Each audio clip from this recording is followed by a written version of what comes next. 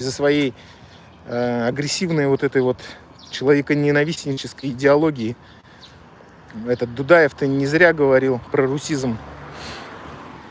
Он все четко сказал. Самое главное, что он не ответил, как сказать... Помните, он говорил, прогноз неблагоприятный. Самое главное, что он там перечислял, в общем, то, что религии нету, ни во что не верят, идеологии нету, коммунизм тоже все оказался фальшивкой.